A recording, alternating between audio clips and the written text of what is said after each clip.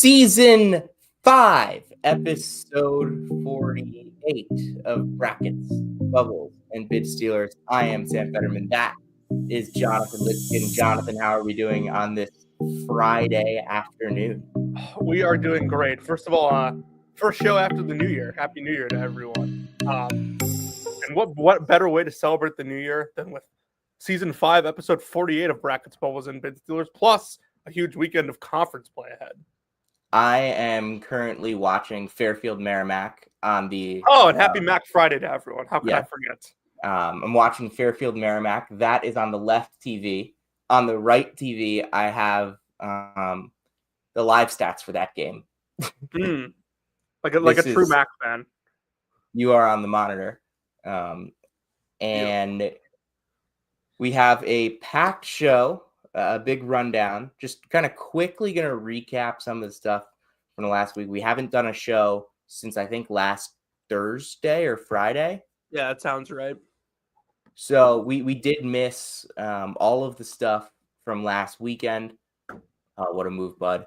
So fast. But Gonzaga UCLA was kind of the big storyline of the weekend. Ryan Nembhard with two very uncharacteristic plays down the stretch, gets a tough and one, and then misses a free throw that would have tied the game. And then down by 3, just heaves up a 60-footer with 4 seconds left. Because his justification was that he thought he was going to get fouled. I would rather get fouled than take that shot. Yeah, I texted you after this game and said it was late, and I texted you when do we need to start having this Gonzaga conversation, because they've lost a bunch of close games, but they've lost games. I shouldn't say a bunch; they've lost 4 games. And then the stuff comes out about their playing, which was obviously a very not safe not safe situation, and we're very glad that nothing serious came out of it. But something like that shakes you up mentally. So I'm not sure how much I'm supposed to take away from this Gonzaga performance. I mean, they come back and they go back. I think that wasn't the plane thing after this game, or was it before? I thought it was before. Who knows? It would make sense if it was before, because they probably didn't fly back to Spokane and then back to LA for the Pepperdine game 2 days later. But they did play Pepperdine pretty close.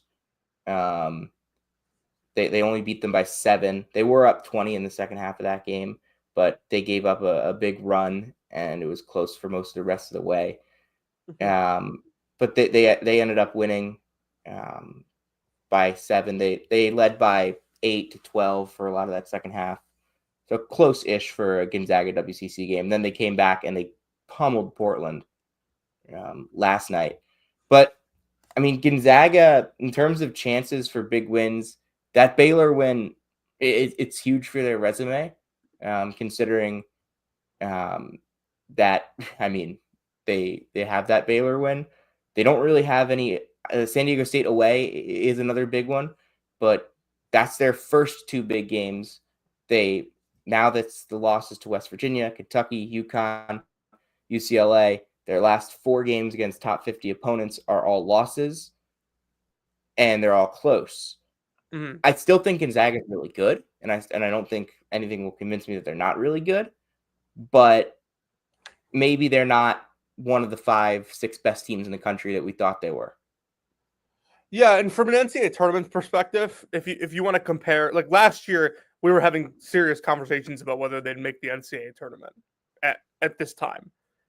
This time last year, they were 29th in KenPom, currently 7th. So, having those marquee wins, even if they are early in the season, are going to help you a lot. They should still, in my opinion, win the league. Obviously, St. Mary's is always a tough task, and there are some other good teams in that league as well.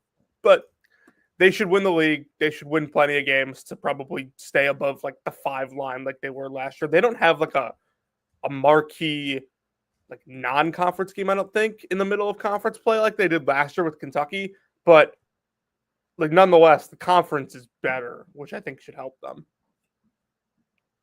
And then on the UCLA side of things, I saw a tweet that was like, "Oh, UCLA fans really turned out at the Intuit Dome. They should tell them about this place called Poly Pavilion." Yeah. Mm-hmm. That's an important win for UCLA to get that after really not necessarily handing North Carolina the game, but blowing a game against North Carolina. UCLA does have some big wins early. That Oregon win on the road is big. Arizona, I mean, who knows how good Arizona is, but that looks good in the metrics right now. And now this Gonzaga win. So UCLA, really good basketball team, one of the best teams in the Big Ten. We'll talk a little bit more about them later because they have a big one coming up. They have an interesting road game coming up this weekend. We'll talk a Yeah. little bit more about them later. And then another big story from last week or so out west. I'm pretty sure, like, I highly doubt any team has done this in a long, long time, if ever. But Utah State won 3 road games in a row, back to back to back. St. Mary's, San Diego State, and Nevada. Like, that's not supposed to happen. It's not normal. No, it's not. Not Utah normal at State, all. and they came back. They were down huge early in that game against San Diego State. They came all the way back. They won it on a Tucker Anderson shot with the second left. Tucker Anderson, absolute sniper. He's only shooting 22% from 3 so far this year.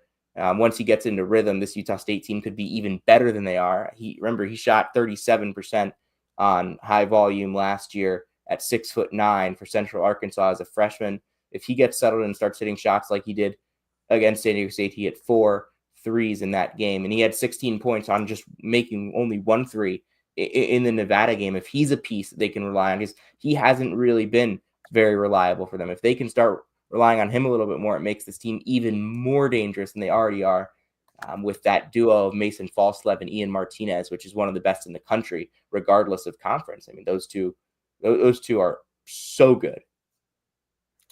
If this team gets into like the top 30 or 25 in KenPom, which they have a long way to go to do that, if they do that, are we talking about them as like a 4 seed, like 3 seed?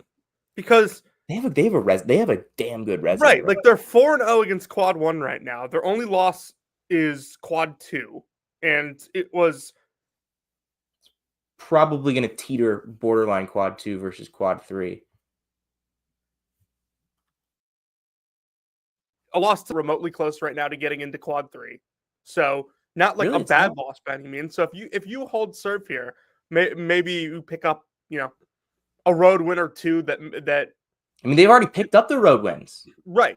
Like they don't have another road game against against one of the top teams in the Mountain West until February 16th. Yeah, when they play New Mexico, and then they'll play Boise and Colorado State on the road to end the season. If you can just like kind of hold serve here and maybe beat some teams by more than you're supposed to, not take a bad loss or anything like that, this could end up being like a 4 seed, I think. They're really good. I love this Utah State team.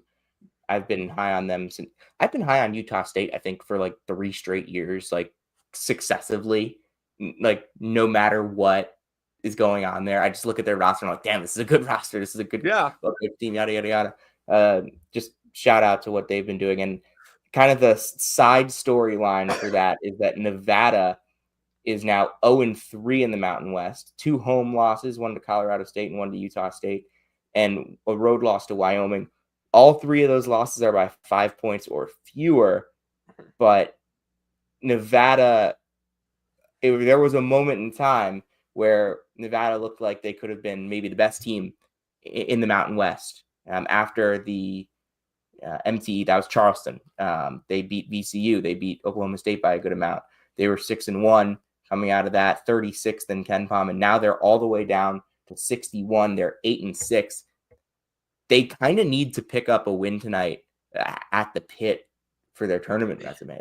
Yeah, they're desperate, and we know that's a tough place to play. But New Mexico, I think, is in a much more favorable spot than Nevada is right now. This team's dropped 5 of 7. Their offense has just gone completely dry in some of these losses, and you know, I wasn't like super high on this team coming into the season. I thought they had a chance to make the tournament, but they're in a bad place right now, and something needs to get fixed on the road tonight. Because if you go to 8-7, I mean your season's essentially over. Yeah, they won't remember that the loss to Wyoming was only by 2 points. The committee's not going to remember that. Yeah, Ken Palm will. The committee won't. Which Wyoming is not terrible. That's a really difficult place to. I mean, every road venue is a difficult place to play in the Mountain West because of the elevation. Wyoming is the highest elevation venue in Division I basketball.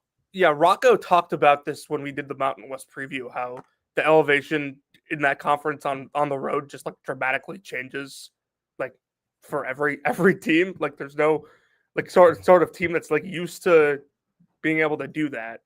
Nevada was really good on the road last year too. They were pretty much the only Mountain West team that showed they could win on the road last year. And Wyoming is also one of the better coached teams in this league. Yes, they are.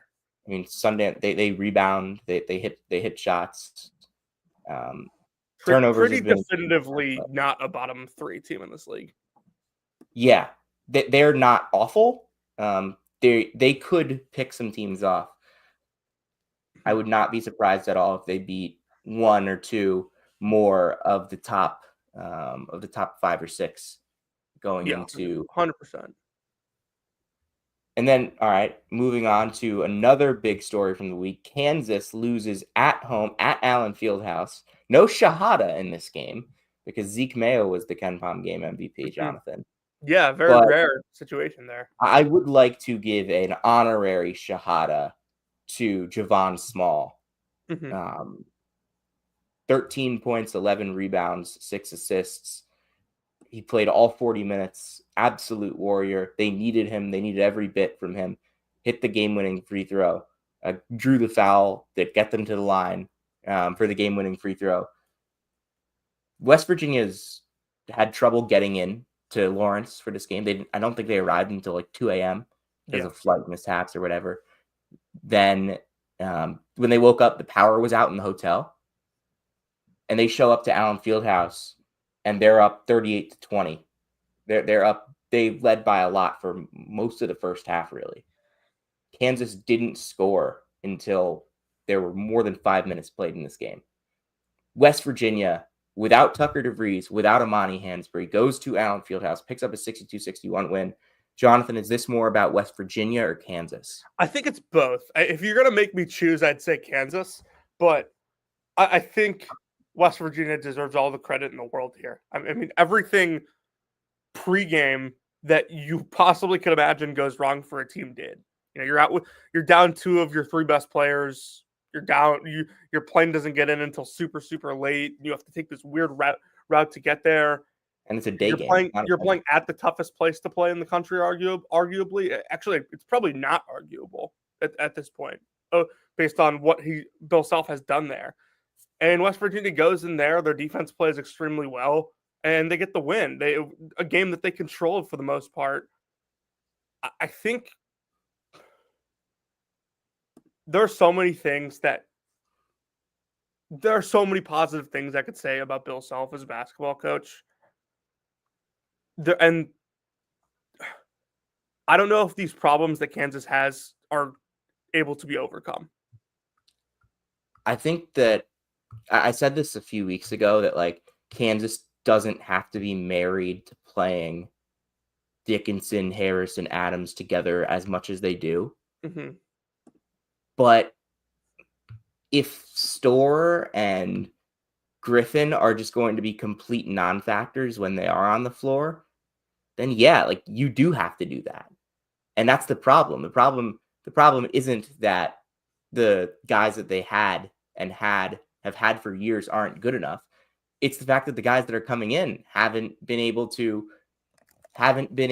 supplement them well enough, haven't been able to come in and make an impact. I mean, Coet has been better than we expected, but the fact that David Coet has been better than AJ Storr and Rylan Griffin, the fact that Zeke Mayo has basically been Needed to score 20 points last couple games in order to For have a them to have chance a here. chance.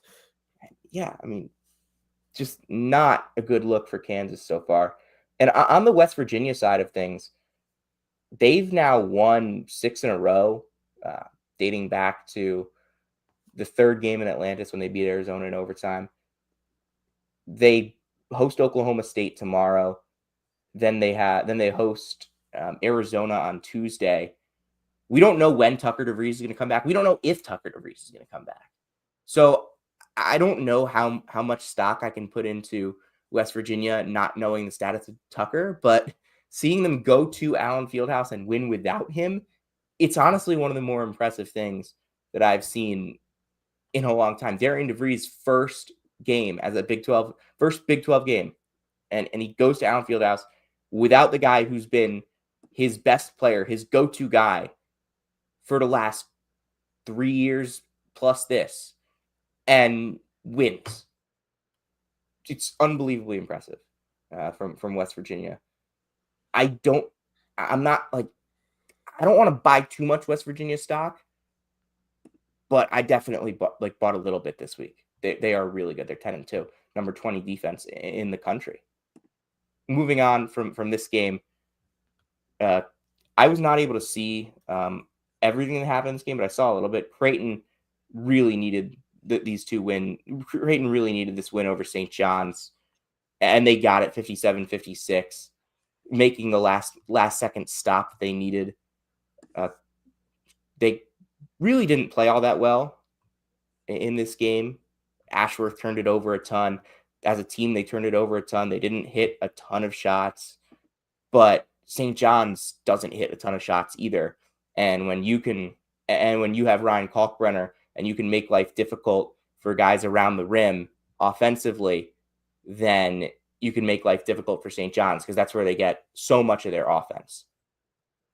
Yeah, no, I think this is pretty much just a good matchup for Creighton. You said it. You have a team that doesn't shoot a lot of threes versus one of the best rim protectors in the country. So when you're not going to the basket and drawing fouls consistently and scoring there, it's going to lead to bad offense for St. John's. They're going to have games like this. And, you said it, much needed Creighton win. We said a week ago, I think, that we didn't think they were going to make the NCAA tournament. But I still kind of feel that way, right? But they needed to get that one so badly. We'll talk a little bit more about Creighton a little bit later in the show. A surprising result out of the Big 12, UCF 87, Texas Tech 83 in Lubbock.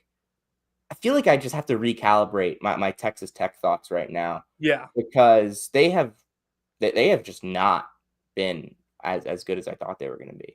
No, I mean, you play a very weak non-conference schedule, and you lose to St. Joe's, you lose to A&M, and now you drop your first Big 12 game. I think there are very serious concerns right now. Also, like the fact that they only beat Syracuse by 5 on a neutral. The fact that game was kind of close. I mean, Starling did play. So. And Starling played really well. He had 27 in that game. That was like Chris Bell's only good game of the year too. But yeah. Yeah, right now, I mean, but you're relying a lot on Texas Tech. If you're Texas Tech, you're relying a lot on Darian Williams and JT Toppin, and those two are doing the part. But this defense is just fine. The offense is good. They've lost 3 sort of close games, but that schedule is killing them right now. I thought that last year would be the anomaly in the Grant McCasland defense realm. They were 65th last year. That Grant McCasland had always been a terrific defensive coach. They were top 50 at North Texas 3 straight years, top 20 his last year there. And it seems like maybe it's not an anomaly what they did last year, because they're 56th in defense right now. And they couldn't get a stop against UCF. They allowed 1.2 points per possession against UCF. They were fouling. They were fouling a ton. Elijah Hawkins fouled out in 24 minutes. Christian Anderson, the other point guard, fouled out in 23 minutes. They can't keep guys in front of them. And that's kind of the problem right now. They they let guys get to the rim. UCF hit their outside shots. UCF, I mean, this is now 10-2. Get a big road win. They have two kind of big wins to bookend their season so far, A&M and now Texas Tech. If you really want to prove it, you got Kansas coming into your place on Sunday. How much do we think that proves? I mean, I think that if they can beat Kansas, then like we'd have to start having tournament conversations about UCF. Huh? Sorry, if they beat Kansas, we'd have to start having tournament conversations about UCF. I don't know if we do. Conversations. I'm not saying they'd be a tournament team. Fair. They beat Kansas at home last year. They did. That is true. But they also lost at home to Stetson last year. They lost to that Ole Miss team that was like 13-0, but 80th in KenPom. They lost to that bad Miami team. They got blown out by K-State in the first conference game. This year, they're 10-2. Their only losses are to a Wisconsin team that is solid and an LSU team that is in the greatest conference in the history of society in triple overtime.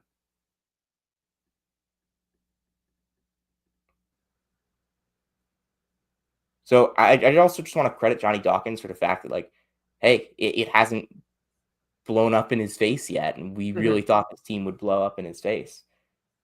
Moving on, just some quick more stuff going into the last recaps.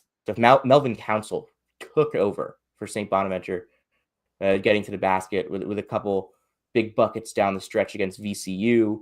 That was a really fun one to watch. Jonathan, do you have any kind of thoughts on that St. Bonaventure now 13-1, their best start since the year they made the Final Four in 1970? Yeah, no, you're 13-1. Your only losses to Utah State. I mean, indications tell you that this is still going to be a team that will drop conference games, as does everyone in the A10. But this is a fun team to watch. They have playmakers. It's a well put together roster with a handful of transfers and two-year transfers. Mark Schmidt is doing a just phenomenal job with this group. And Jonathan, do you want to kind of take the lead here on Drake? Yeah.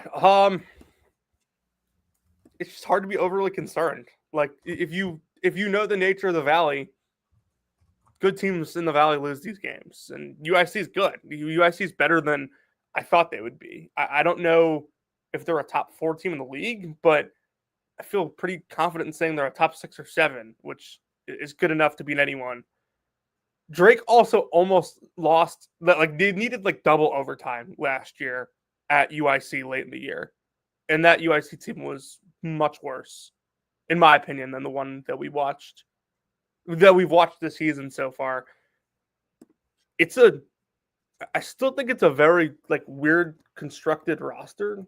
The point, still is that like I'm not at all concerned with Drake.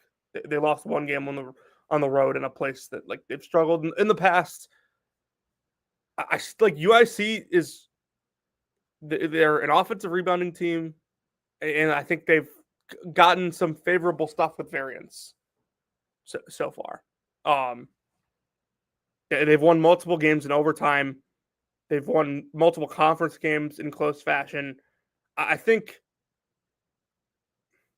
they're a top 6-7 team in the conference, but I don't really buy them as like a contender in the league. I would agree. I think UIC is pretty good. Not awesome, but pretty good. They have some pretty good players. Javon Jackson's been good. Philip Scoball, when he's hitting his shots, is pretty good. And they got a big game from Jordan Mason off the bench here. They have a solid rotation. I think Robbie San is clearly learned from what happened at UAB, and he was not awful at UAB. They won 20 games 2 of his 4 years there, and 19 and 17 the other 2. So he's got a they're probably not going to win 20 this year, but he's got a chance to win 16, 17 games, go 500-ish, maybe a little better in the league. It's certainly there for them. It also and for Drake, I don't think, completely not concerned about Drake. And the way they play, like stuff like this can happen. Like this was a 6-point spread, I think, so maybe 6.5. And like the way Drake plays, they're gonna kind of drag you down into this slow paced game. And Illinois Chicago got really hot at the end of the game. And when you play a slow paced tempo, and it's a close game, and one team just gets to the line at the end of the game and hits a bunch of tough shots, that happens. And Mitch Mascari goes 1 for 5 from 3. Yeah. That's what he's on the court to do. He's one of the best shooters in the country, and he goes 1 for 5. That's going to happen every once in a while. Villanova was down against Butler late. They were down, I think, double digits in this game. It was 64-51 with 5 minutes left. And if you look at the win probability chart, it goes like that. Villanova finished this game on a 24-1 run. They completely blasted Butler on the glass. They only turned it over 6 times as a team. And in this game, like, Eric Dixon continues to be one of the best players in all of college basketball. He is carrying such a huge load. 28 points in this game, 27 against Creighton, 25 against Seton Hall, 27 against FCU, 24 against Temple, 31. I mean, you just read back his numbers for this year. It's unreal what Eric Dixon has been able to do. I do think Villanova has put that Columbia loss kind of behind them. And like, I get it. That kind of maybe makes a little bit of sense now, kind of looking back at what happened in that game. We know Columbia is a good offensive team, and we know Villanova is a bad defensive team. So, like, that game, obviously surprising result, but like, it makes a little more sense now than it did maybe back then. And for sure, Villanova plays DePaul tomorrow. They should win that, but they do need to pick up some big wins in the Big East. Yeah, I think that's the point I was going to make. They have to claw their way out of the hole that they dug for themselves early in the season, and they've started to slowly do it. But it's going to take more than a quad 2 comeback road win at Butler to do that. They have one quad 1 win on the season right now. It's the game against Cincinnati, and they're going to have to keep winning these games and probably get some road wins to work themselves back into this conversation. We've got to go a little bit quicker here, Jonathan. You want to just very quickly touch on Louisville? Yeah. I thought that game was probably more about UNC than it was Louisville. I don't think Louisville is a bad team, even without Pryor and they already have. They still have Chucky. They still have Edwards. Those are good players, and they're still really well coached. And they're working Traore back. I just think that North Carolina has so many issues right now. Obviously RJ Davis doesn't play well in this game, but that front court is just like completely hopeless on the offensive end. And I tweeted this out last night. I think that when Illinois is on, they might be the single most fun team in the country to watch. Now up to 8 in KenPom after obliterating Oregon 109-77. They scored 64 points in the second half of this game. It was like 48-38, and then all of a sudden it was like 70-44. This game was completely absurd. They have so many weapons. Will Riley notwithstanding. But I mean, well, he's standing somewhere. Yeah, in the corner. This is an electric offense. Just so many guys like Kylan Boswell, not being like super on ball, but still on ball enough. I think he's looked really good recently. He's kind of settling in right now. He hit a couple deep threes yesterday. We know how awesome Yakuchonis is. That's one of the best point guards in the country right there. And they got a big game out of Ben Humrickhouse. And when they get big games out of Ben Humrickhouse, then you can really start to say, look out, because Humrickhouse had struggled for a long time for them. Yeah, I don't know what this game says about Oregon. Just they dropped from 12 to 27 on KenPom, or Illinois went from 18 to 8. I don't really want to spend too much more time on this because we'll talk a little bit more about Oregon in a couple minutes. Yeah. But I also, Jonathan, just do you have anything quick? Yeah, no. Jake Davis, I thought, had a huge first half for them and was really a big reason that they built that lead. And I just thought, like, if Humberhouse is shooting, Illinois is running stuff for him. Like they were running a lot of Spain stuff with him last night, and he just adds another dimension to that offense. You don't have to rely on Ivasic as much to set those screens. I want to give a shout out to one of the most exciting games in the country last night, North Dakota State and St. Thomas. These two teams are two of the best offenses in mid-major basketball. St. Thomas is 65th in adjusted offense.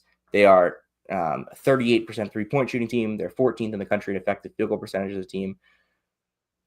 And North Dakota State, as we know, is an awesome offense. 42nd in the country, 41% from three, 59% effective field goal percentage. That's 5th in the country. And they just jack up a ton of threes. They are the number one three-point attempt team in the country. This game, St. Thomas 89, North Dakota State 85. 1.37 to 1.31 points per possession. Just unreal type action in this game. St. Thomas has a lot of guys that can go off for them. North Dakota State with Jackson Money and Jakari White. Those two are awesome scorers. Money is really, really good. A mid-major name that you need to keep an eye on. But these two might be the best teams in the Summit League. I think South Dakota State is right there too. But those three, it's probably going to be a 3-horse race at the top of the Summit League between three teams that are offensive slants. South Dakota State is a little bit closer to even, but I mean, Summit League is going to be fun. I might have to tune in. Actually, it's on Midco, so I can't really. And then one last thing, Rutgers. So Dylan Harper had a triple-double on Monday against Columbia. I was there. It was incredible. And then apparently he got a little under the weather, didn't play yesterday against Indiana. Ace Bailey scored 39 points, and they lost. Rutgers, I mean, I think they're headed straight for the NIT. I think we can kind of say that pretty confidently at this point. Yeah. I mean, real quick, just to add, if you want a fun viewing experience, go look at North Dakota State's KenPom page.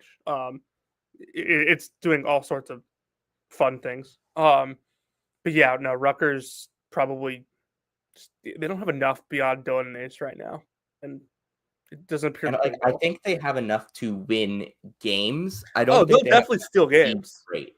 Like, I think Rutgers will. They could go into some venue and like steal a big game. They don't have they go to Maryland on February 9th. Would it shock you if Rutgers won that game? They go to Michigan. They don't go on the road to Illinois. They don't go on the road to. They do go on the road to Purdue. That's late in the season. Like, I think Dylan and Ace give them a chance to win any game in the conference. I agree with that. Then on the Indiana side of this, Malik Renew went out on the first defensive possession, got hurt.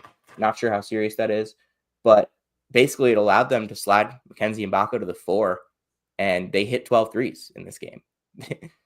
Indiana needs the spacing. They cannot play congested with Ballo and Renew on the floor at the same time.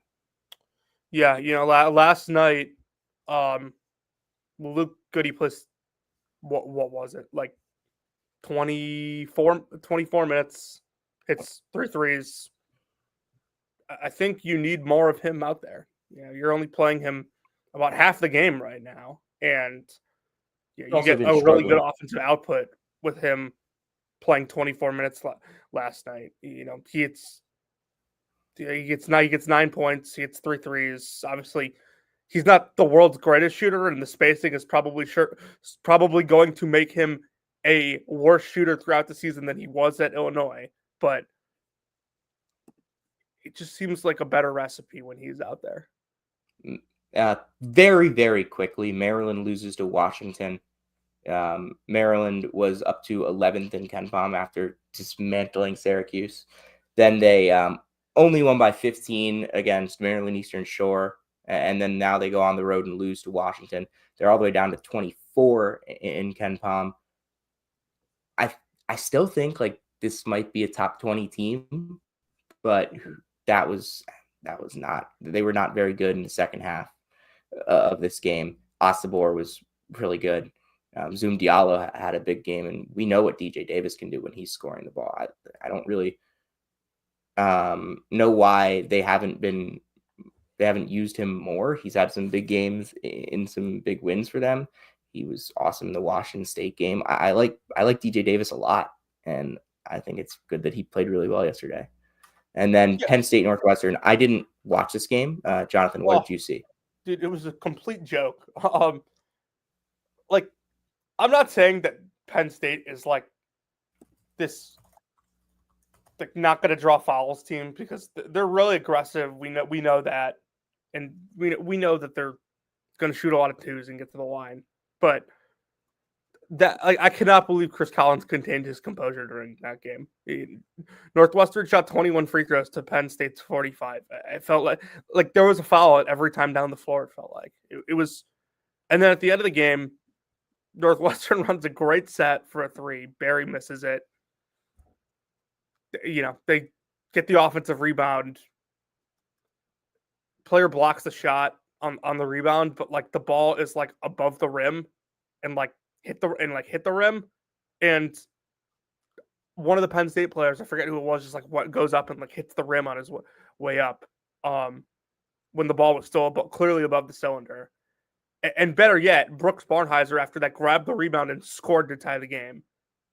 Refs go to the monitor, wave off the goaltending that they called. No basket for Barnheiser. Northwestern runs an out of bounds play that wasn't great, but Nicholson catches the ball on the baseline and tries to get to the rim and is very clearly fouled on his way to the rim and is pushed out of bounds. Nothing there. Penn State wins it. I don't think we'll see a more egregious officiating job the rest of the year. So Northwestern has now been completely screwed twice. Pretty much. Also, very impressive to allow 45 free throws, but not have a single player on your team foul out. Yeah, it was a lot of their bench guys. I think Barry was actually the only starter that had 4 fouls until like Barry had 4, Leach had 4, and Barnheiser had 4. But until like the end of the game, but when they needed the foul. That's kind of going to do it for our recap stuff. Now let's get into some previews, because we have the first conference weekend, and man, every SEC game is like a gigantic game. It feels like, Jonathan, but the biggest game of the day, and we're going to start with a couple SEC games. The biggest game of the day is the early game, 11 a.m. Eastern time, 10 a.m. Central, Jonathan. And you think you have the best time zone? Yes, but I do. Kentucky and Florida at Rupp Arena, the first big home game in the SEC of Mark Pope's time as the Kentucky head coach. A chance for Florida on a national stage to go and pick up a big win on the road. Do you think they can do it? What will be the key for the Gators? What is the key for Kentucky? I think Florida has a target on their back right now because of their record.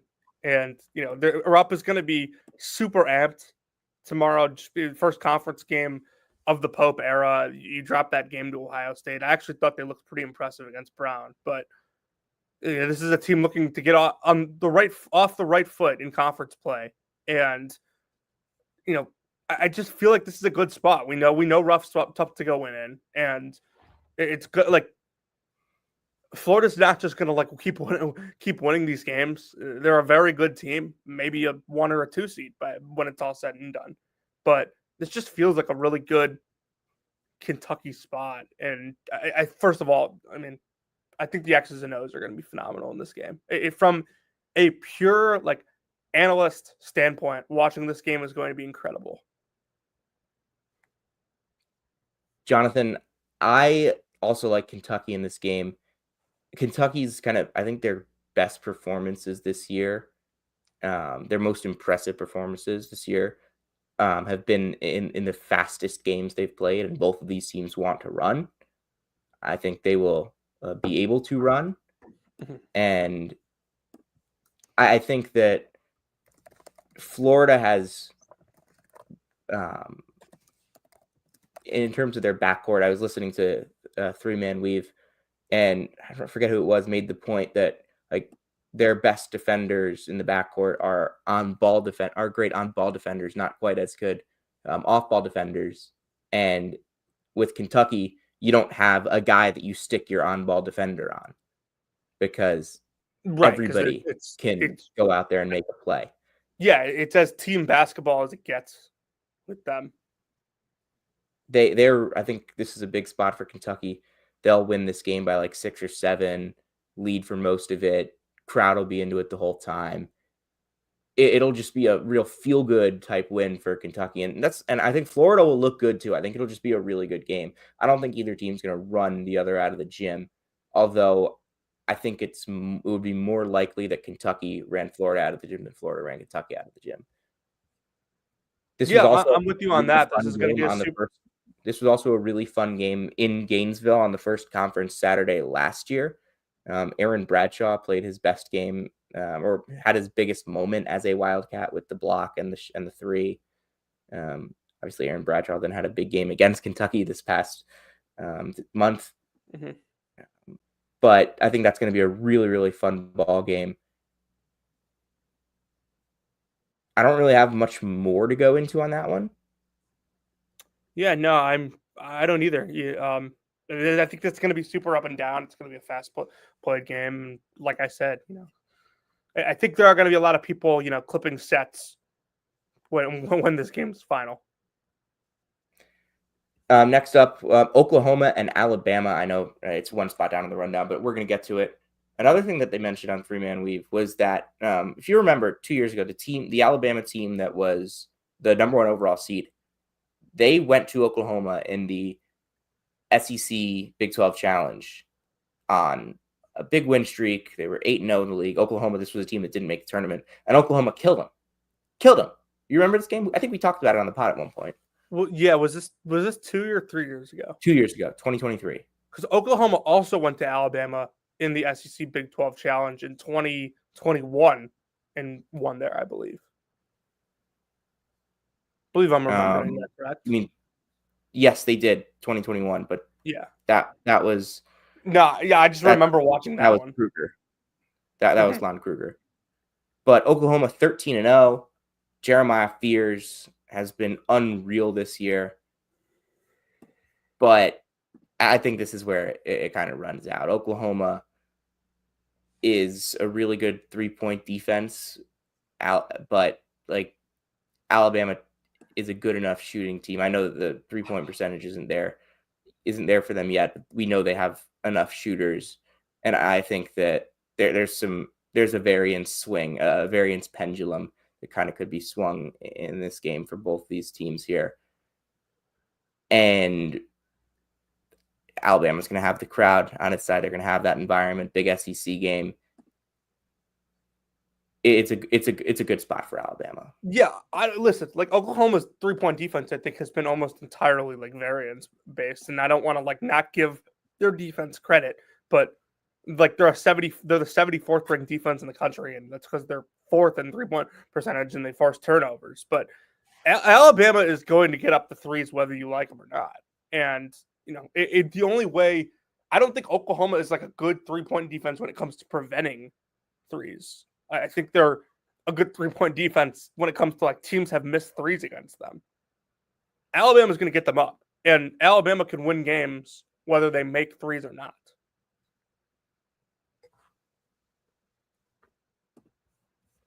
Moving on, Georgia and Mississippi. This one is in Oxford.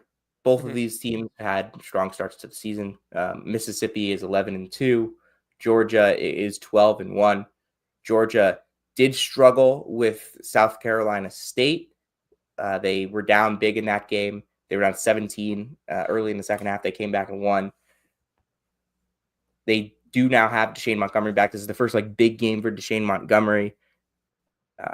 He did not play until the Buffalo game. Jonathan, what is the key in this game? What are you looking at between Georgia and Mississippi? I think it's turnovers. Ole Miss is a defense that's very reliant on turnovers, and Georgia has coughed the ball up their fair share. I think if Georgia can take care of the ball, they'll have a chance. With this one being on the road, I think both these teams are solid. I think both of them can make the NCAA tournament for sure. I just think if Georgia is getting if Demery's taking care of it, if Blue Cane is taking care of it, if Lawrence is taking care of it, I think if Ole Miss forces 15 turnovers, they're winning this for sure. I agree. That's the magic number for Ole Miss. And that is something that is kind of the one thing that I look at with Georgia that they do struggle with. I don't think they have. Now, Demery is really good. I'm not sure if he's as true point guard as true point guard gets. Mm-hmm. Yeah, and that's been kind of the question about them since the offseason. I think they have enough playmakers to kind of offset it, and that's kind of what we've seen so far this year. And they have enough on the defensive side of the ball because Asa Newell is freaky over there. Godfrey has been really good. They have guys Cyril, when he comes in, is a shot blocking menace. Dylan James and Abson, who don't even play quite as much, are still really good on that end. I think they have a lot on the defensive side of the ball. And I think that they can kind of go to work down low against Mississippi. I know that Mississippi has been a solid 2-point defense, but I'm not sure that they're going to have what it takes size-wise to match up with what Georgia has in terms of their strength down low. So I think for Georgia, it's about getting the ball into the paint, making those entry passes, getting the rim, getting the roll men. And for Mississippi, it's about forcing turnovers, getting out and running in transition and keeping them out of the paint. Yeah, I think this is a game that Ole Miss will rely a lot on Sean Padula and Juju Murray on both ends of the floor. If those guys are hitting outside shots and forcing turnovers and getting runouts for Ole Miss, I think that could be a recipe where Ole Miss wins comfortably. I don't know if there is a recipe where Georgia can win this game comfortably. A couple other SEC games, Tennessee and Arkansas. Do you have anything very quick on these? Not really. I think Tennessee, Arkansas, it's a game. It's a Tennessee home game. I just think you're going to see one team is cohesive and deliberate about the way they do things, and one team is not. Don't really have too much to add there. Tennessee, if Tennessee wins this game and the other two undefeateds that we both projected to lose, Tennessee would be the last undefeated team in the country. All three of them are currently in the SEC, and all three of them play their first SEC game tomorrow. The entire SEC plays its first conference games tomorrow. Your Missouri Tigers go to Auburn. That is an 18-point spread. That is a Missouri team that beat Kansas. That is a Missouri team that played really, really close with Illinois, had a real shot at that game. This is a Mizzou team that a lot of people think is an NCAA tournament team, and they are 18-point underdogs in a conference game. Yeah. They have a 4% chance to win. I mean, that says so much about Auburn. Yeah, I mean, forget how good Auburn is. Sam, what's your second favorite road win of the Dennis Gates era at Mizzou? If this team starts winning on the road, I'll believe they can. Well, I think not tomorrow. By the way, here's the thing. That's more of a down the line thing. I do think Mizzou could win at Glenbrook North. I'm not sure if Kansas could, right? But I do think Mizzou can. That's true. That's a great unreal. I mean, the wins against Pitt and Minnesota last year, are those the second and third best road wins of the Dennis Gates era. Yeah, they won at Ole Miss. Did they win another road game besides Tennessee and Ole Miss that year? Georgia and Vanderbilt? LSU. Georgia, LSU. They I think they won at Vanderbilt. They didn't play at Vanderbilt. Okay. But they also won at Wichita I know State. they struggled in that game a little bit. The Vanderbilt game was at home. Okay. Then Texas A&M. First game. Atmosphere should be really fun. Yeah. That's such a crime. Basketball should not. It's a crime that this game is over break. It's a crime that this game is being played in general. No, it definitely should be being played. I like the fact that A&M and Texas are playing each other. Oh, no, that's not what I meant. I meant the styles of play. Oh, yeah, no, the basketball is going to be completely unwatchable. The atmosphere good. Basketball bad. I don't want to talk about the basketball part of that game one bit. LSU, Vandy, Mississippi State, South Carolina. I don't think we missed any at this point. But let's move on. I don't believe we did either. Let's move on because we have a lot more to get to, and we don't have we have about 45 to an hour to go, right? Yeah. No, whenever you're good with. To the Big Ten, we've got a big one tonight in the Big Ten between Michigan State and Ohio State in Columbus. Jonathan, Michigan State, are they the team are they the team to beat in the Big Ten? A lot of people are saying that they look like the favorite. I mean, Illinois is right now the highest in KenPom. Michigan would be second. Michigan State's actually fourth in KenPom, but they've looked really good this year. I've been impressed with the way that they have developed. They are 2-0. Jonathan, what is your evaluation of this Buckeye Spartan game? Can't really get a read on this Ohio State team. I think Michigan State has done a pretty good job this year being able to establish an identity. They play really hard. They rebound. Not a great shooting team, but it has gotten, I think, a little better over the last couple weeks. It's going to be like we talk about how much defense travels. Ohio State has been playing some really good basketball over the last 3 games. You handle Valpo, you just completely eliminate Kentucky on a neutral floor, and then you hang 103 on an Indiana State team that hasn't been all that bad this year either. I don't think Ohio State is like a place in the Big Ten people fear to go play. Like you think about all the good Big Ten atmospheres: Purdue, Michigan State, Illinois, Assembly, when they actually care about basketball and are invested in the coach. Ohio State just doesn't come to mind in that. I don't think teams are like dreading having to go play at Ohio State, and kind of for that reason, I think Michigan State might win this one tonight.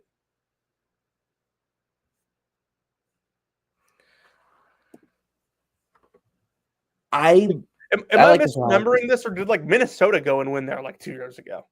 I think so. But I do like this Ohio State team when Bradshaw's playing. I think it kind of gives them another element. Mobley has stepped up all year. Devin Royal's been pretty good. Devin Royal's been really good. So it kind of has alleviated Michi Johnson being gone. I think this is a good spot for Ohio State. To kind of be, they've now got Bradshaw back. They've kind of worked him through. He's played 18 minutes the last 2 games. And I do think this is a good spot for them to go in, have a home game, and their guards are really good. They're among the best in the Big Ten. I know Michigan State has good guards too, but I think I'll give the nod to Ohio State. Yeah, this Ohio State team's been weird. Their wins have been really impressive. Their losses have been really unimpressive.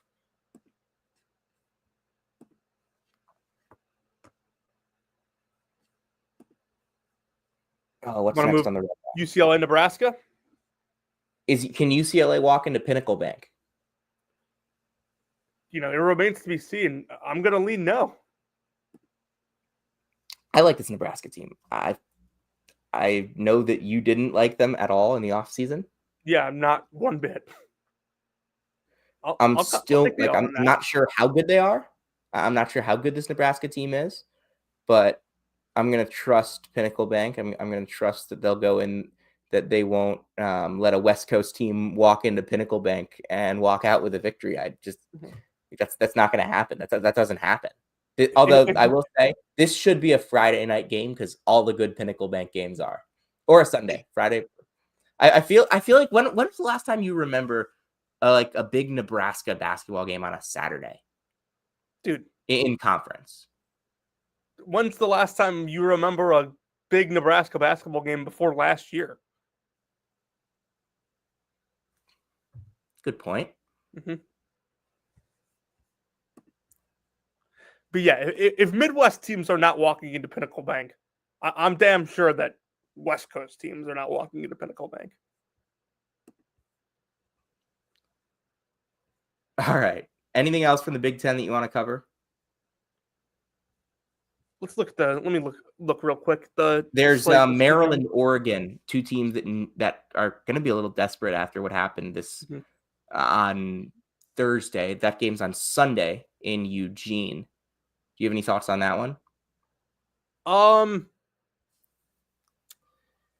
Not off the top of my head. I'll be excited to tune in for sure, but no real analysis on it. In my opinion, I think Iowa and Wisconsin tonight is actually a pretty intriguing game. Like two teams that Iowa is really looking for a signature win. Wisconsin started off the season hot, now kind of has cooled down a little bit.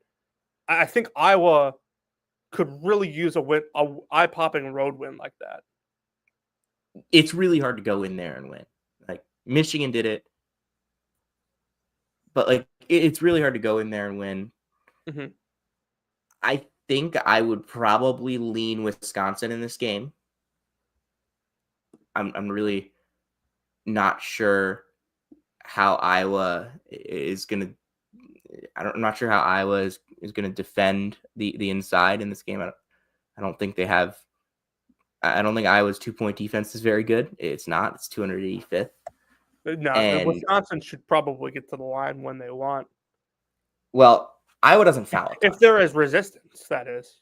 Iowa doesn't foul a ton, and I honestly just think that's because they don't really. Just because they're bad defensively. They're not good defensively. I think Wisconsin's going to get to the rim at will in this game. Yeah, I thought a lot of these Blackwell and Ponchi are going to play really well. I thought a lot of these Iowa defensive problems would be masked by Thelwell and Traore coming in for them, and Ben Crookie going out for them. I think I overestimated how much better their defense could actually get because it has gotten better. They've shot up from 157 to 93 in KenPom defense, but I don't know how much it has shot up is mattering right now.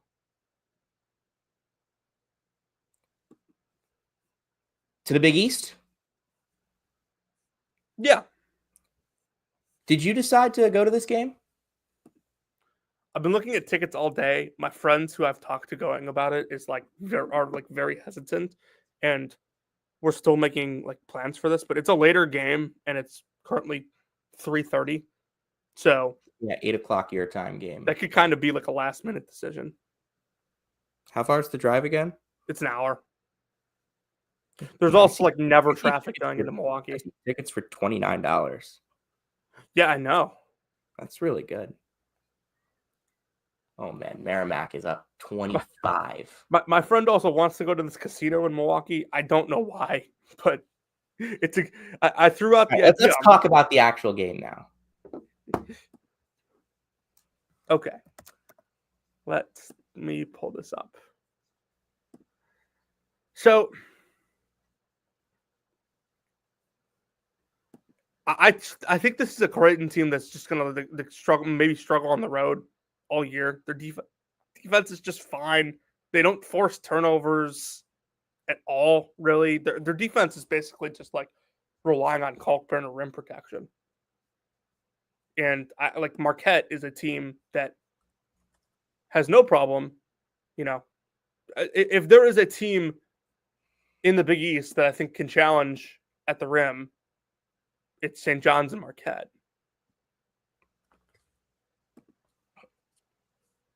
Marquette also just like won't make unforced errors. This just seems like a very like weird matchup for Creighton. Yeah, I think Marquette comes in at home. They just picked up 2 big road wins. They beat Xavier at Cintas, then they demolished Providence at the Dunk. That game was never close. I'm not sure if anyone's gonna go into Fiserv Forum and beat Marquette this year. I just think that's going to be a really, really tough place to go into and win. Purdue went in there and found out the hard way. Wisconsin went in there and found out the hard way. Marquette's only 2 losses are on the road to really good teams. I'm not sure that's going to change. Like, they're going to lose on the road, but I'm not sure if they're going to lose at home this year. I don't think. Maybe UConn clips them on February 1st. Maybe St. John's gets them on March 8th. But I don't think tonight's one of those spots where they're going to lose at home. Yeah, Marquette has lost 2 games this year.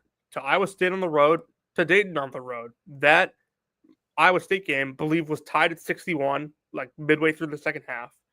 And that Dayton game, I mean, they led for most of it. So, this is, I think, a team that is, I think we should just say it for what it is. It's a team that is trying to like grasp and claw to make the NCAA tournament versus a national championship contender. And the national championship contender is hosting the game. Marquette has lost, I think, 4 Big East home games since Shaka got the job. That's it. That's impressive. They lost to UConn last year, and in 2022, they lost to Butler last year. That was kind of a surprise result. They shot 5 for 31 from 3 in that game, and Kolek had 2 points. And then they lost in 2022 in double overtime to Creighton on New Year's Day. I think you probably remember that game. And Cam Jones didn't play in that game. Yeah. I think Marquette's going to win this one pretty comfortably. Yeah. Georgetown is another reason I'm, hesitant to get up there tonight. Xavier Georgetown is another pretty important game for the Big East right now. At Georgetown is 11-2, 2-0 in the Big East. If they can move to 3-0, they would. That would really be something, because this is kind of, they killed Creighton at home. Now they have a chance to kind of back that up. The Seton Hall game, it's Seton Hall. Seton Hall's going to be really bad in the Big East this year. They probably don't win 5-6 games. But Georgetown, we already started talking tournament possible with them. We started talking that they might be the 4th or 5th best team in the Big East. They could solidify that tonight. But honestly, I'm going to pick Xavier here. I think Xavier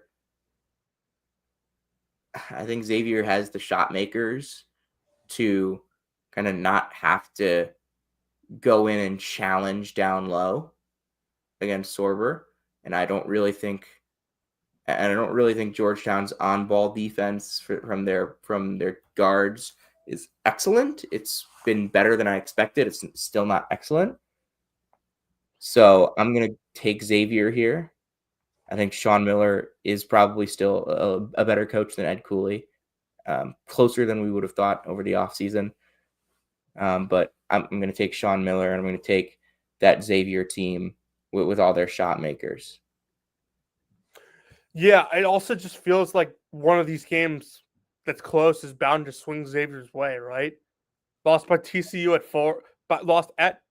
by 4, lost to Cincinnati on the road by 3, lost to UConn on the road in overtime, lost at home to Marquette by 2. So it just feels like luck is probably going to swing Xavier's way eventually. So I'm with you on this one. I'll take the Musketeers tonight. Or excuse me. Anything else?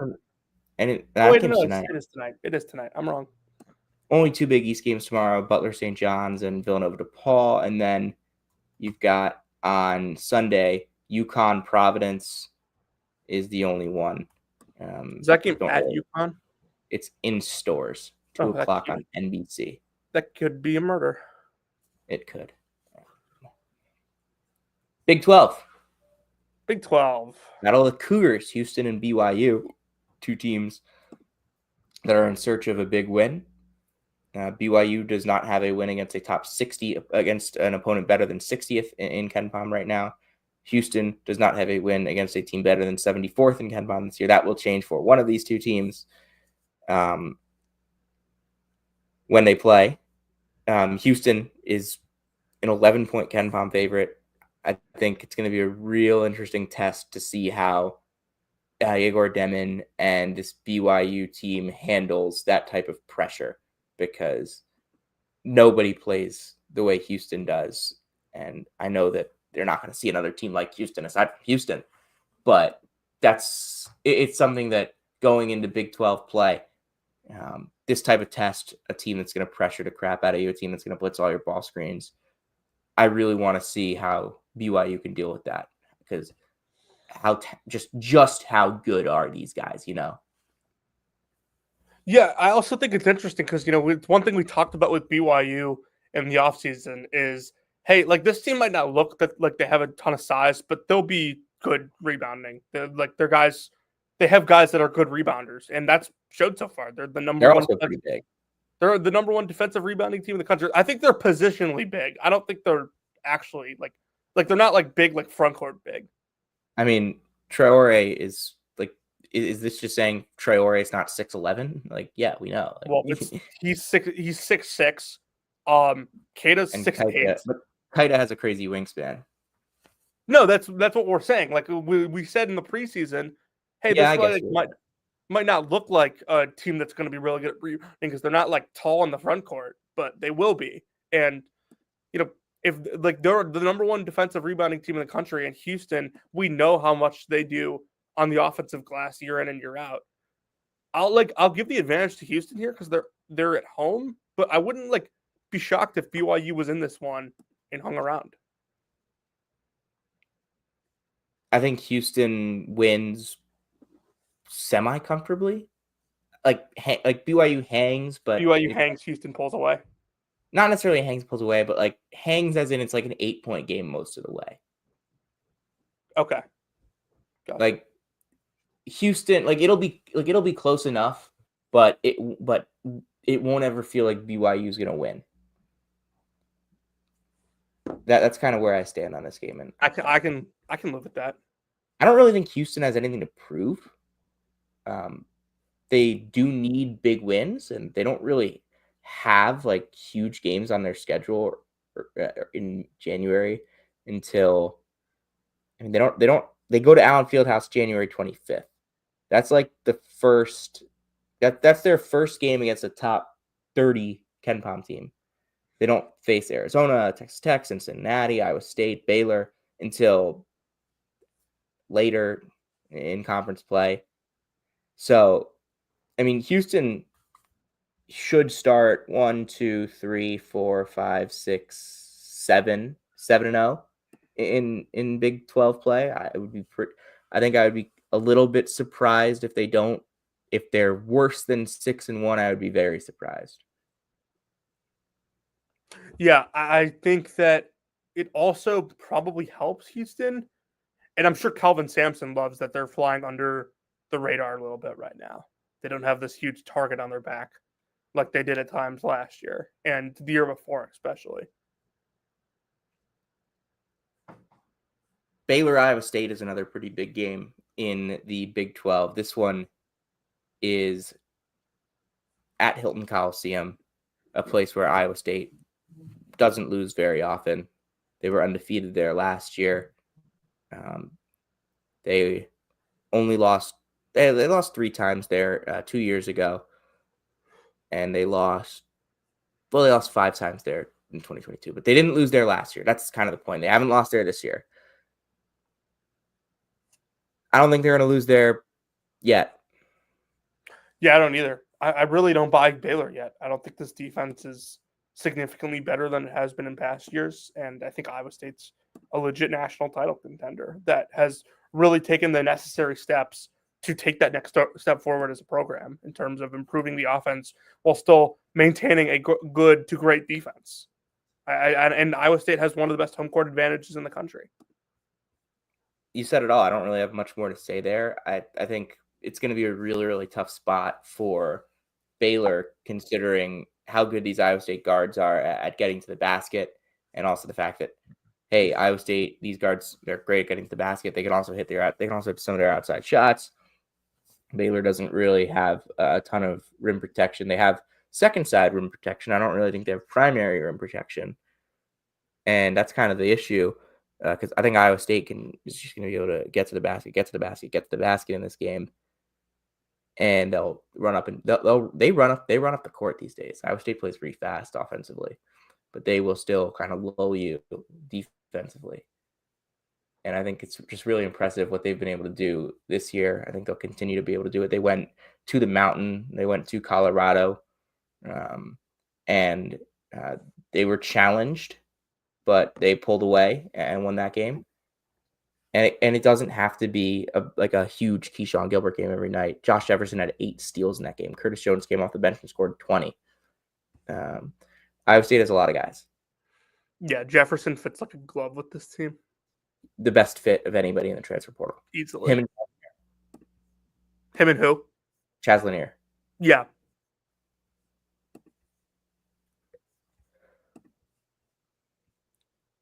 Zona Cincy? Arizona, Cincinnati. Anything? Arizona's won 3 in a row. Only one of those was against the high major. I didn't really think they looked that much different against TCU the other night. TCU made a bunch of tough shots, but I didn't think Arizona's defense was spectacular either. I'd be pretty impressed if Arizona was able to go on the road and win this game. It's a pretty long trip for them, and I know they haven't played since Monday, but I still am in on the Cincinnati team. They lost on the road to K-State. They've lost on the road to Nova. Non-conference schedule is going to kill them when it comes to seeding, but I think they'll take their share of wins in Big 12 play, and I'll pick them in this one. I just think Cincinnati's going to have a ton of different ways to make Caleb Love uncomfortable, and if you make Caleb Love uncomfortable, you're beating Arizona. Yeah, like that's like Arizona's not winning unless Caleb Love has a big game, and they might not even win if he does have a big game. Somebody else starts miraculously making shots.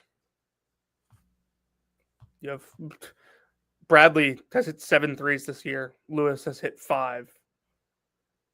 Delhi has obviously been good for them. Carter Bryant's hit 8. They don't have shooters. We've talked about that throughout the year. That's kind of been our whole thing on that team. Yeah. There's any other of the Big 12 games that you want to talk about? Maybe Utah, Texas Tech. We kind of very briefly mentioned the UCF Kansas game. Like, at what point does Kansas have to win? They have to. I think they have to win. Listen, I'm not saying they have to win to make the NCAA tournament. They're very obviously going to make the NCAA tournament.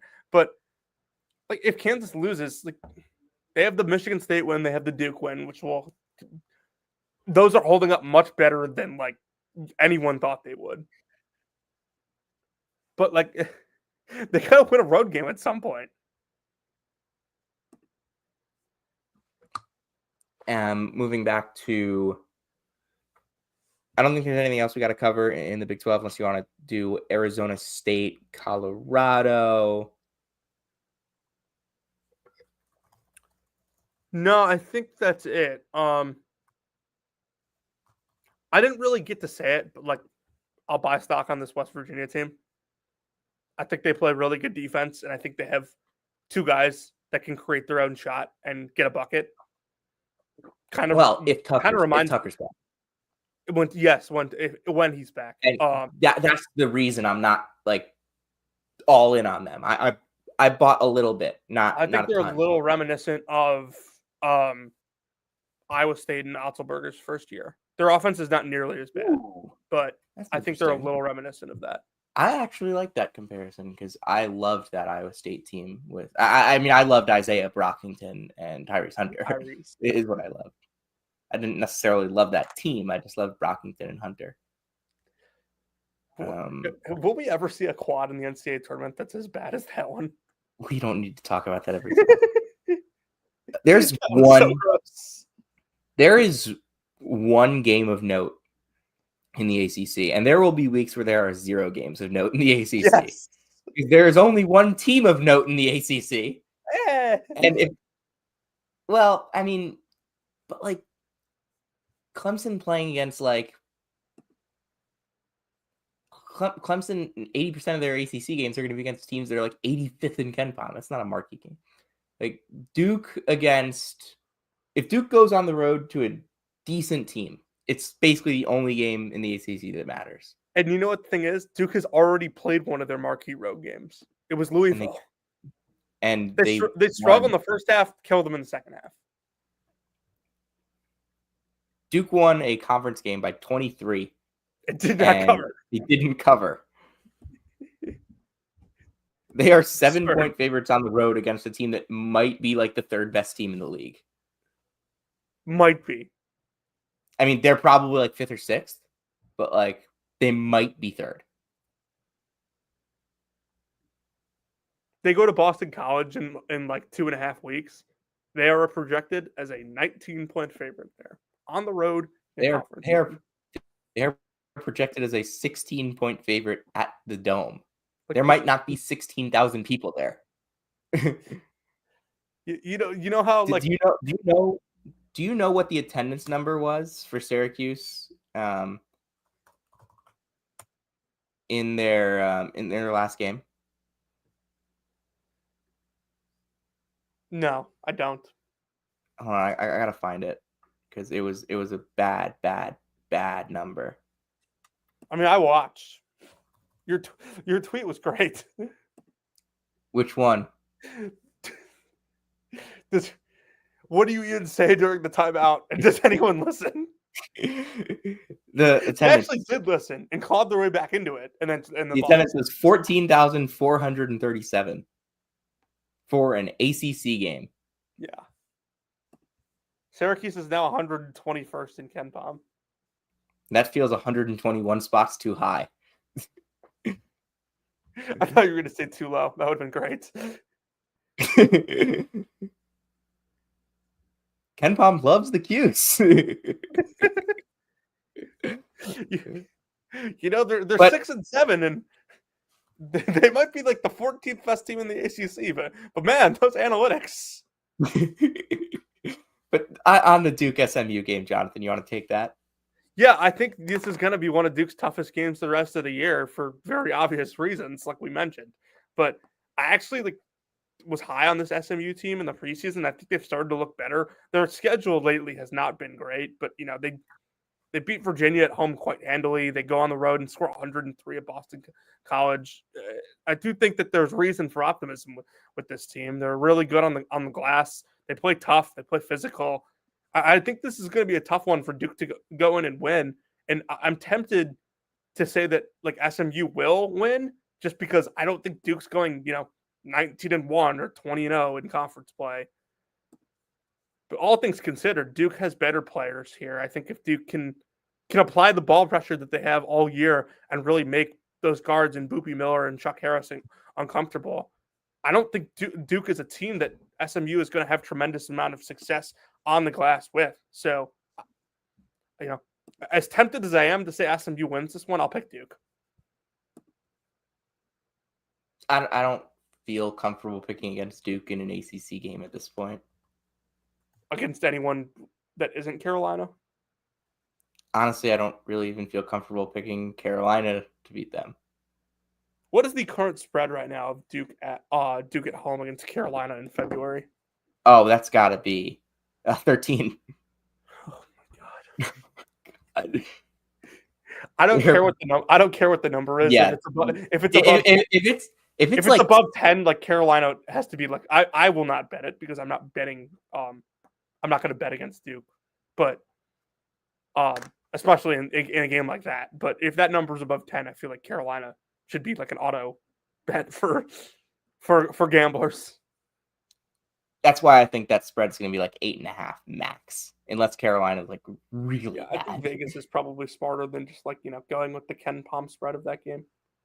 Yeah, I like SMU. I think they'll be pretty good in the ACC. I think they have a chance at being a tournament team. Butler's not a good loss, but on the road, there's a chance it'll be quad one. It probably is quad one right now, maybe. Mm-hmm. Mississippi State is not a bad loss at all. It's a fine loss. But like this could make SMU's resume if they win this game.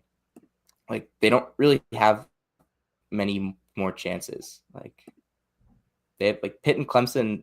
You hope they stay top 30, so those can be quad one because they don't get them on the road. They don't play either of those teams on the road. So they kind of need this win, or else they will have no quad one wins if Pitt and Clemson don't stay top 30. Well, Carolina, they play Carolina on the road, so there's that. On the Carolina front, by the way, I was wrong the other night. They have 5 quad one opportunities left, not 3. I did not realize that Pitt was 13th in the net, which feels just odd, but that's what they are. I don't think that's gonna stick. Huh? I don't think that's gonna stick. Yeah, but it's pretty hard to drop from 13th all the way to outside of top 30. They got blown out a couple times. Harrison Vapnik has changed his Twitter profile picture. That's a big story, isn't it? Let's move on. Mountain West, unless you have anything else to talk about the Conference of Champions, the ACC. No, I mean, there are a bunch of CAA teams that are branding as ACC teams. And one of them will make the Final Four. Yes. I am glad, by the way, that like the conference is so bad that like the bubble arguments are just completely erased. And one of them will still make the Final Four. I was getting real sick and tired of Syracuse Twitter last year. I was too. Boise, San Diego State, Jonathan. Also, that was the thing. The team that made the Final Four wasn't on the bubble. Yeah, exactly. We're talking about Final Four Boston College this year. Great. San Diego State on the road at Boise State. Broncos 3-0. They have not played against one of the top teams in the league. They went on the road to San Jose State. They won by 2. They went on the road to Wyoming. They won by 9. They hosted Air Force. They won by 18. Now they have San Diego State at home, UNLV at home, and then Utah State on the road. Boise does have that BC loss, as we just mentioned, but they also have the Clemson win, St. Mary's win. I don't think that like the metrics are fine. If they're 58th, they could use this win though. They could really use this win against San Diego State. And what do you think is the key for this one, Jonathan? I think it's pretty much the same key with Boise every game. How much do they play Javon Buchanan? Like, I think he's legitimately the most important player they have. He makes outside shots. Literally nobody else on the team does. At least nobody that plays significant minutes on the team does. I think that'll change. Like I think this is a better out. Like I do think they have guys. You would think, right? You would think. Cardenas is shooting 27% from 3. He was a 39% 3-point shooter last year.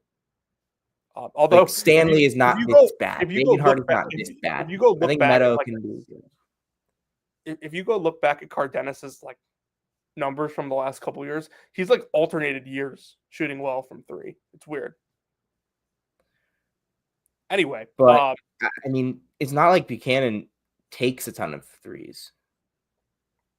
No, but at least he makes the open ones. Nobody else seems to do that. I mean, I also just think that this is a tough matchup for them in the sense that if they can't make their outside shots, San Diego State's interior defense is one of the best in the country. That's a good point. Dagan Harden and Stanley, obviously one of the better front courts in the league, but it is unbelievably impressive. Do you know how many times Magoon Guath has fouled out this year? I don't. One. Only one. What game was that? Gonzaga. Okay. In 14 minutes. But outside of that, he hasn't fouled out. Miami And he has had multiple blocks in all but 2. I think he's really impressive in terms of being able to defend without fouling. I do think if there's like a type of team that can get him into foul trouble, Boise State, with the way that, with how big and physical they can be, even though they're not like 6'10", 6'11", with Buchanan and Dagenhart and Stanley, they can all they're all physical. Meadow is physical. There's a lot of size on the wings for this Boise State team. I think they can get to the line if they can get Guath into foul trouble and they can kind of force him off the floor a little bit. And Guath doesn't play a ridiculous amount. Coleman Jones can also protect the rim. Miles Bird has been unbelievable defensively this year. But I do think that the less Guath plays, and if you can kind of handle Miles Bird from beyond the arc, I think that's how San Diego State wins this game. That's how Boise State wins. Yeah, Boise State won at home last year when these two teams played, but it was a really good game. And I do think that San Diego State...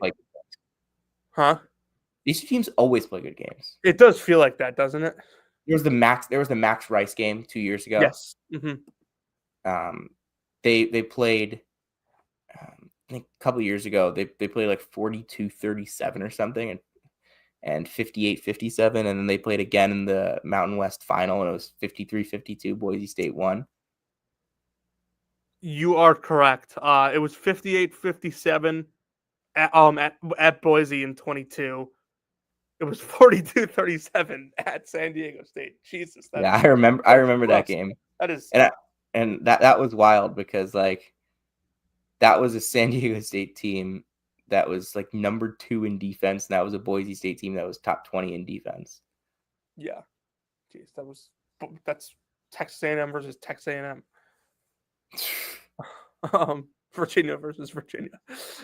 Anything else you want to talk about in the Mountain West? I don't really think I have anything. I'm still really hopeful. There's Nevada, New Mexico tonight. We kind of already got into that.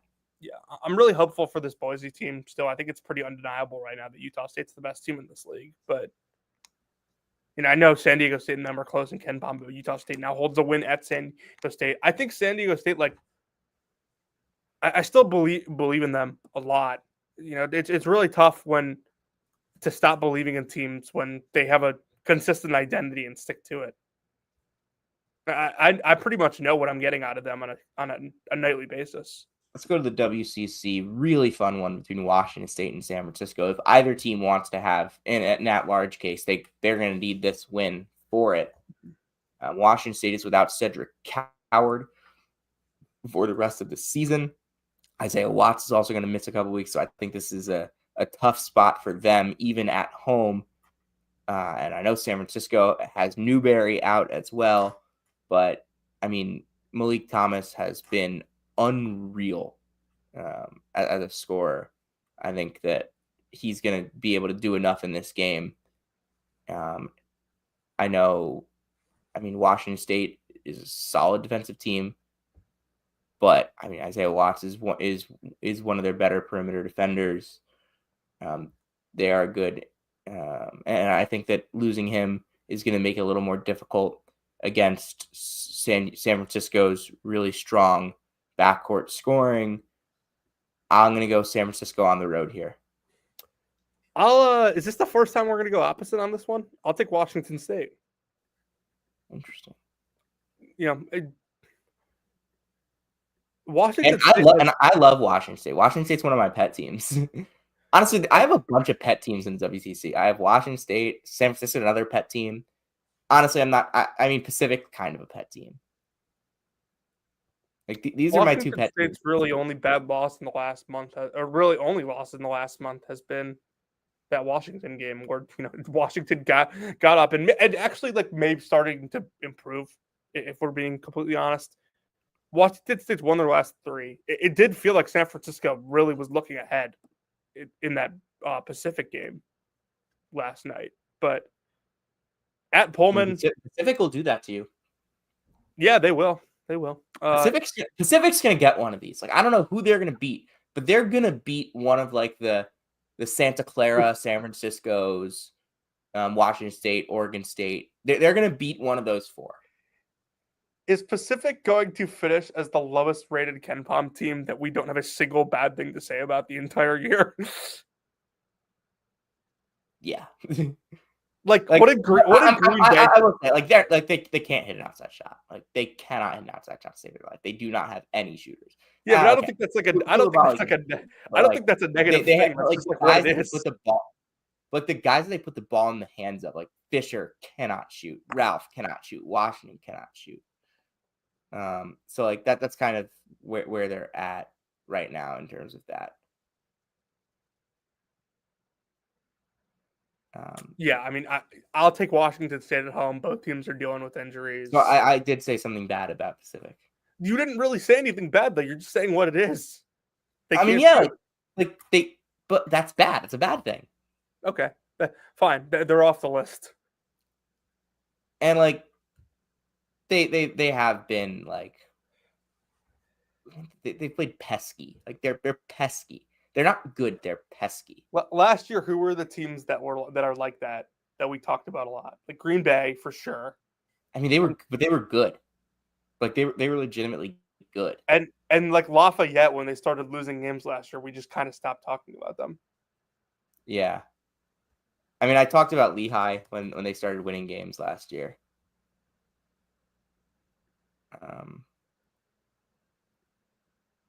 I mean, I don't think I was very negative about NJIT last year, even though they were pretty brutal. Remember, they had those wins against Vermont and UMass Lowell in the same week. They went 3-13 in conference play, and 2 of the wins were Vermont and UMass Lowell back to back.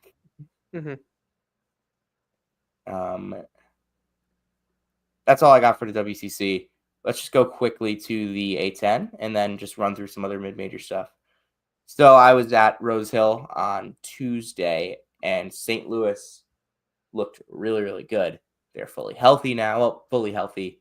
They're as healthy as they'll be. As healthy as they'll be, yeah. And they scored 88 points. Gibson Jimerson had 26 in the first half. He had like 12 before the first 14 before the first media timeout. Are we buying SLU as a resurgence?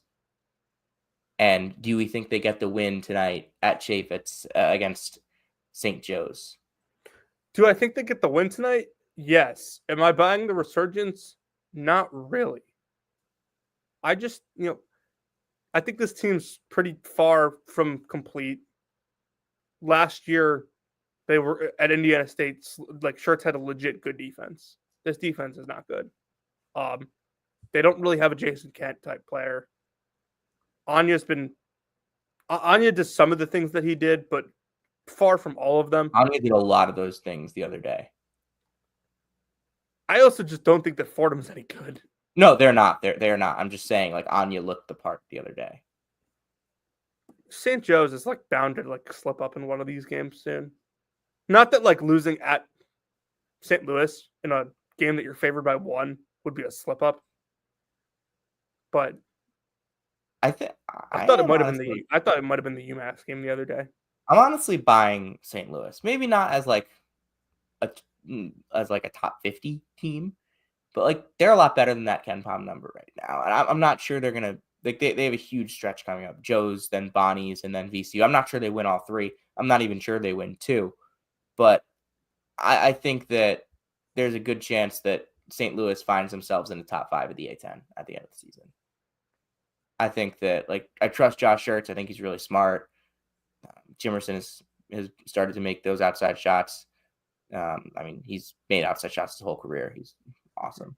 Avila has really settled in now, kind of coming back from injury. He was a little slow, maybe not a little slow, but honestly, it just felt like he wasn't imposing himself as much, and he kind of figured that out. Last couple of games, he's been really good. They kind of figured out, it started to click a little bit against Grand Canyon. And then we got Kellen Thames back, and Kellen Thames hasn't They got Kellen Thames back against Fordham. If Kellen Thames plays as well as he can, I think this team can be really good. Top 5-ish in the A10 as is what I think they'll end up. And then on the St. Joe's side, like I feel like we just haven't talked enough about Rasheer Fleming because is Rasheer Fleming the best player in the A10? Like, am I forgetting somebody? Shulga?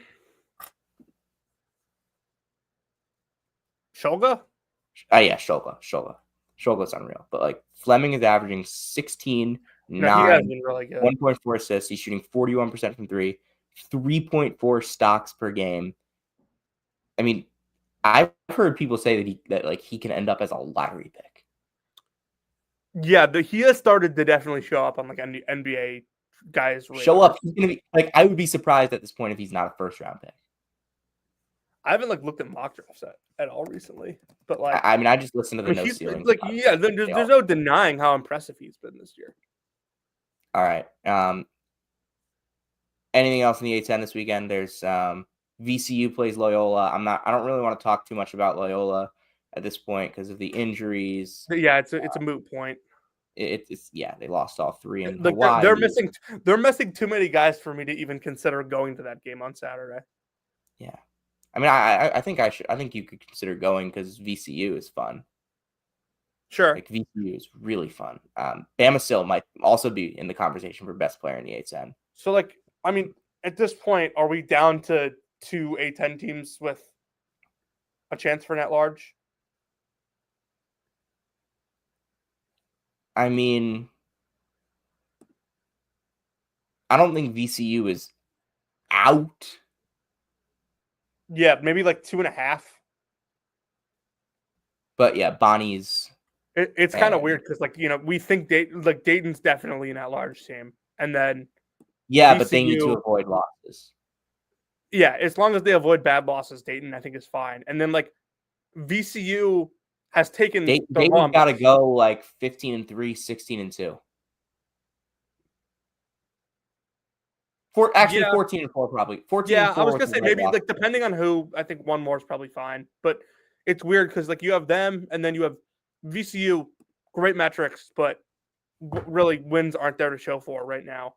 And then you have Bonaventure, who, they do have some pretty impressive wins. I don't understand why I don't know why the metrics aren't higher on Bonaventure. I mean, they won by 9 at Canisius. I mean, to be fair, they lost to Canisius the last 3 years before this.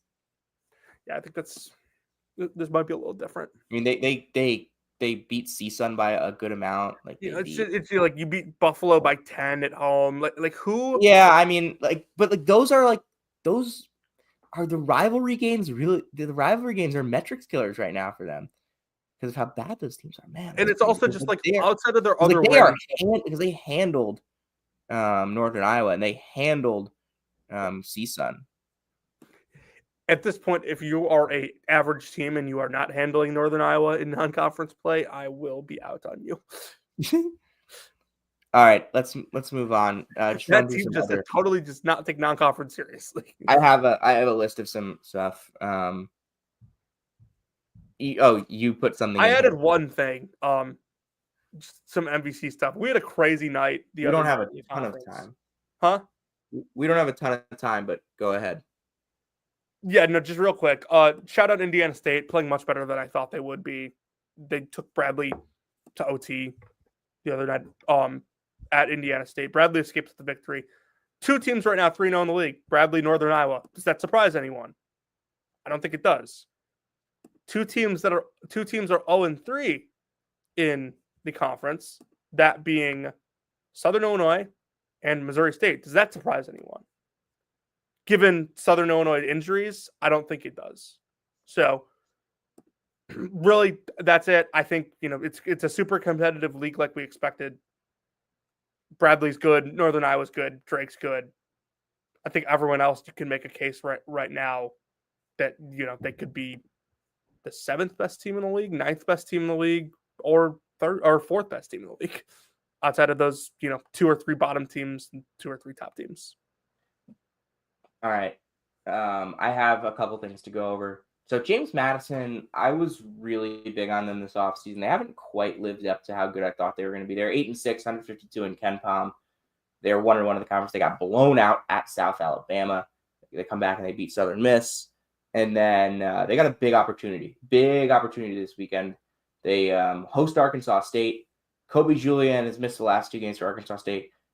He should be good to go. Bryce Lindsey missed the last game for James Madison. He was sick. He might be good to go. Who knows?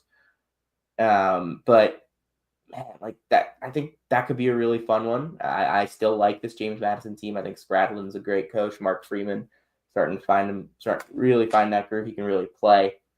He had a huge game against Southern Miss.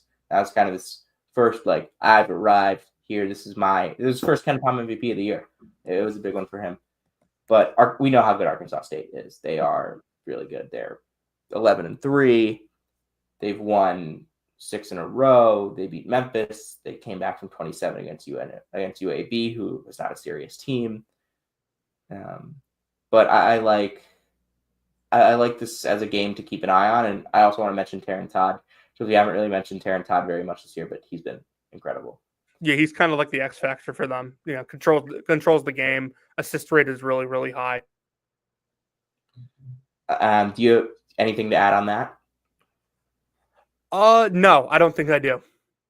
Tyler Tejada real quick, because you saw Nani play in person last week.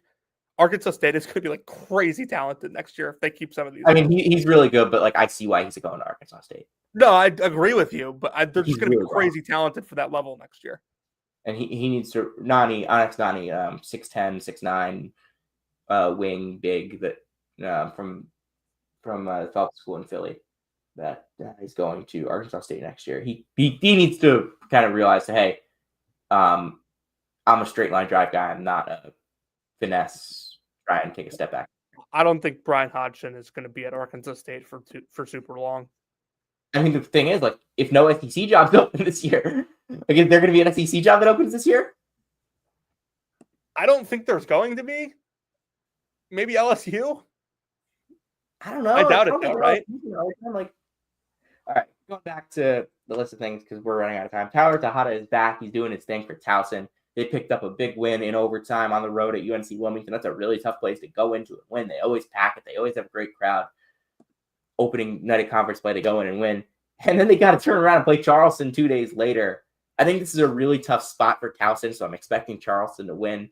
But I do think these are 2 of the best teams in the CAA. Jonathan, do you have any thoughts on the CAA? I had my eye on Towson early this year, and you mentioned, they haven't exactly been healthy. A couple of quick notes. I think Brian Earl has done a good job establishing that identity there. They kind of have been doing the exact same thing that Cornell did. Riley and I wrote last night. I was there. William and Mary dominated Hofstra. They were up 30 in the first half. Yeah.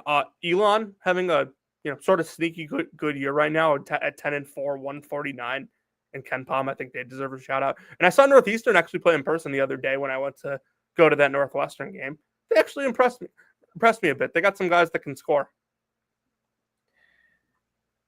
Liberty completely choked a 12-point lead late against Western Kentucky. Jonathan, your boy Julius Thedford scored 8 of the last 10 for Western Kentucky, 18 points, a couple go-ahead buckets. He was huge in that game. But this thought is about Liberty and how badly they need a bounce-back win. And this is a team that they were 12-1 going into that game. They were at home. You don't that's not a team that they shouldn't be losing conference games at home. They're favored in every game, including road games for the rest of the season this year. And they lose their first conference game. They're 0-1. If they fall to 0-2, because Middle Tennessee's good, you can't overlook them. I don't think they're going to lose. But again, also Liberty only losses overtime to FAU, and that Western Kentucky game. So a couple of possessions swing a different way. We're talking about a different story with Liberty, but they need this win against Middle Tennessee, and Middle Tennessee is well coached.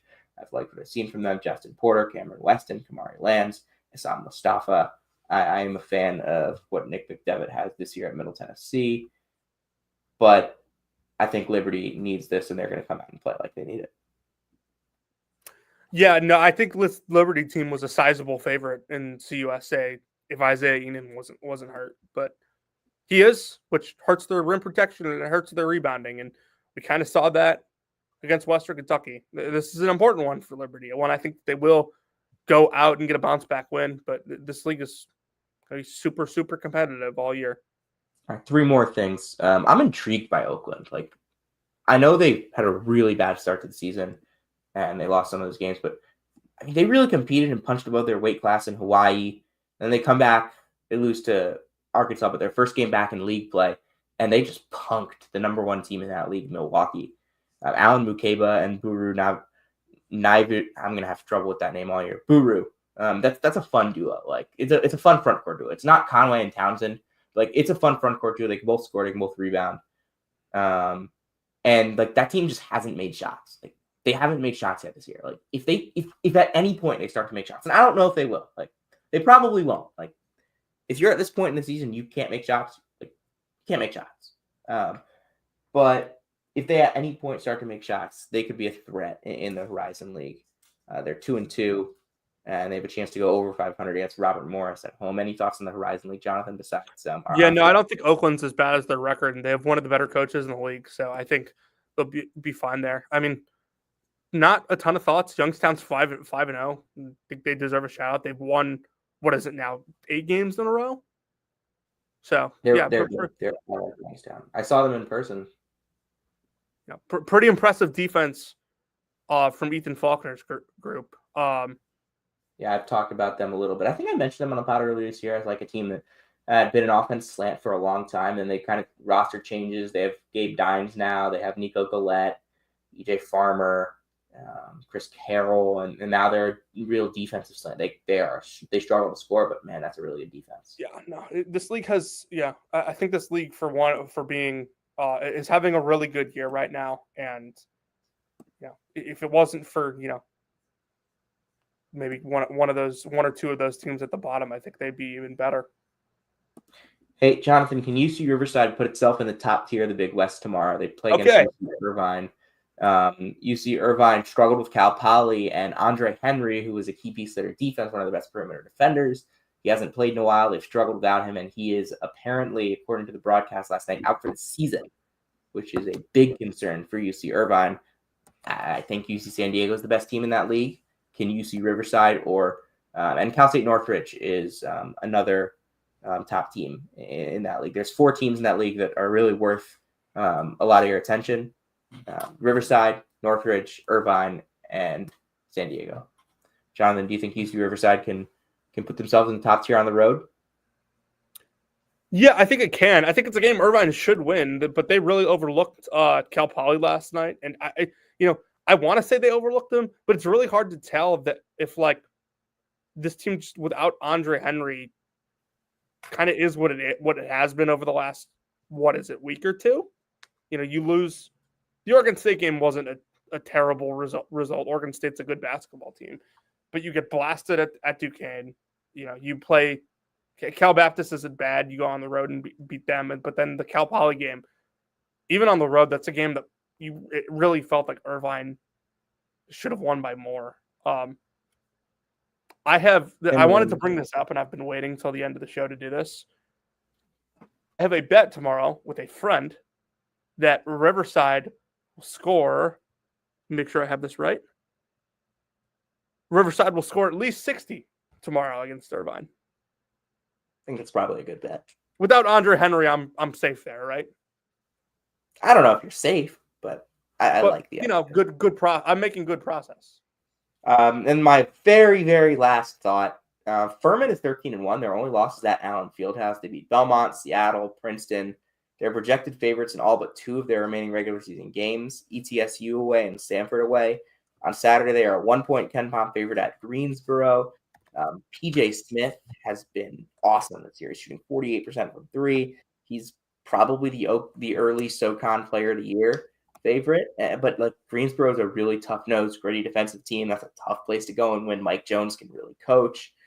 I think this is going to be a game to keep an eye on. If you want to find a team that no one's really talking about right now. That would be Furman. No one's talking about them enough for being 13-1. So just that's my last thought. Jonathan, anything else? I don't think I have anything more, Sam. All right. Want to take us home? Let's do it. If you came to hear about Tyler Wait, Self, one more thing. Go. Okay, go. Lemoyne plays LIU tonight. Do you know where that game is? I'm assuming you are not going to sit either in Syracuse or what's it called? Brooklyn. It is in Brooklyn, but okay. It's in the Barclays Center. What? NEC basketball in the Barclays Center. Over under for attendance on that game. Give me your number. 160. It's going to be more than that. The listed attendance is going to be more than that. I don't know if the total attendance is actually going to be more than that. I mean, listed attendance last year for LIU Albany was 1,740. I was there. There might have been 170. So I might be right. All right, Jonathan, take us home. I got to go. If you came to hear about Tyler Self and where he's employed, you came to the right place. If you came to hear about the attendance at NEC games, you came to the right place. And if you came to hear about the latest happenings with Caleb Brill, you came to the right place. This is Season 5, Episode 48 of Rackets, Bubbles, and Bit Stealers. We'll see you next time.